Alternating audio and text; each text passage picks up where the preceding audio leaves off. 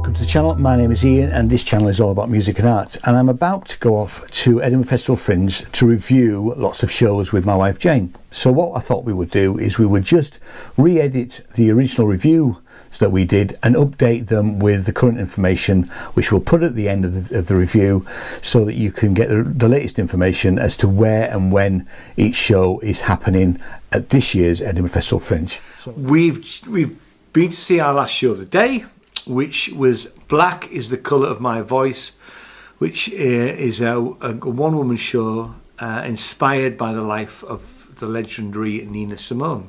Apphia Campbell. Jane's so much better. Is the lady's name. Apphia Campbell. Great. Do you want to read that bit out? I will. Inspired by the life of Nina Simone, Apphia Campbell's stunning solo performance Black is the Colour of My Voice follows a successful jazz singer and civil rights activist seeking redemption after the untimely death of her father. She reflects on the journey that took her from a young piano prodigy destined for a life in the service of the church to a renowned jazz vocalist at the forefront of the civil rights movement. So this, I mean, all the way through, she's talking to a picture of her father, isn't she? Mm. And it's quite hard hitting in places, especially about her abusive relationship with her husband, Arthur. Mm. About her first love. I can't remember his name actually. Anyway. Yeah. Because he wrote her letters. He wrote her some lovely letters, and they'd known each other since they were very young. Yeah. I thought it was a stunning piece of work. Absolutely stunning. Absolutely. And how actresses can just cry, because there's about there's three really emotional parts in this play, and I just don't know how actors and actresses just turn it on, you know. Well, I don't think she turns it on. It's because she's so immersed. I know that's not what you meant. Yeah. No. But gosh, yes, it's an emotional piece. I just noticed there it is written by Apphia as well. I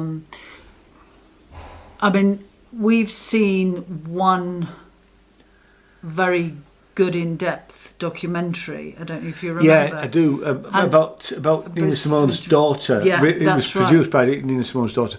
Yeah. I actually thought that was later, because in this play there is no mention of a daughter. Well, that's what I was going to go on to say.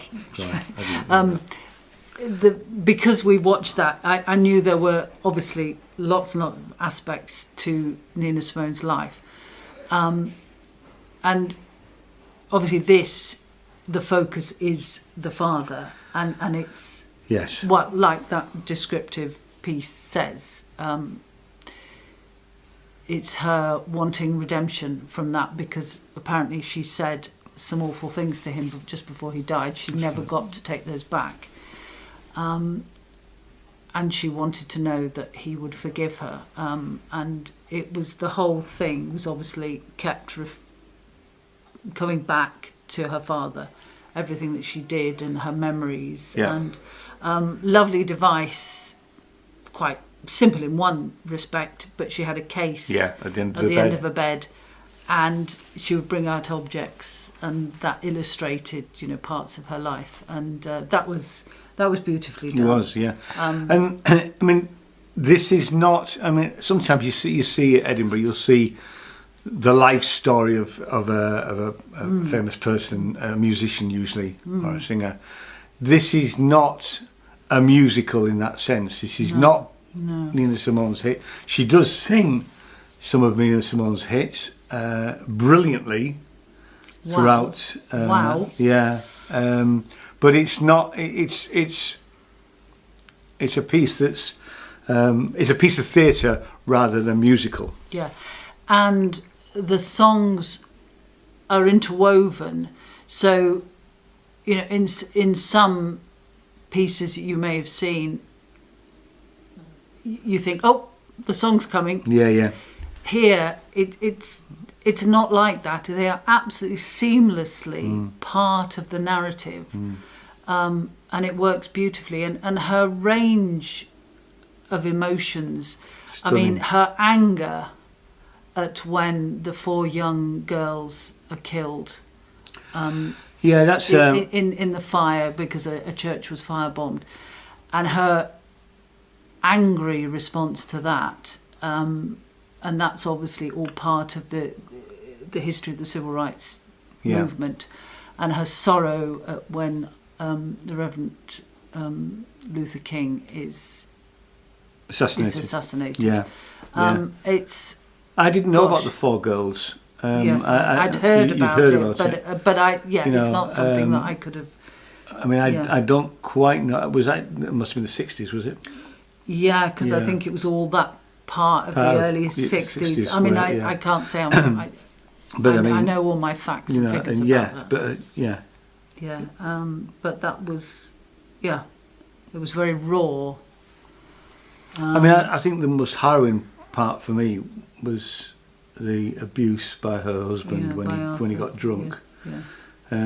She did say that Arthur, when he wasn't drinking, was the nicest man, but obviously he must have been one of these Jekyll and Hyde characters. But that's visceral, actually. Absolutely. Yeah, it is. But it's another must see, I think, really. 5 stars from me. 5 stars from me. Yeah. See, we're gonna be predictable with these 5 stars and 4 stars. Well, we keep seeing. Well, we need fantastic stuff. We need to see some 1-star shows. Oh no. Or maybe 2 stars. You gave 2 stars. I did give 2 stars. Yeah, and I think have I given 2 stars yet? I would have given 2 stars to one, but anyway, I didn't see all of it. Thanks very much, and I'll see you next video. Cheers now. Bye bye.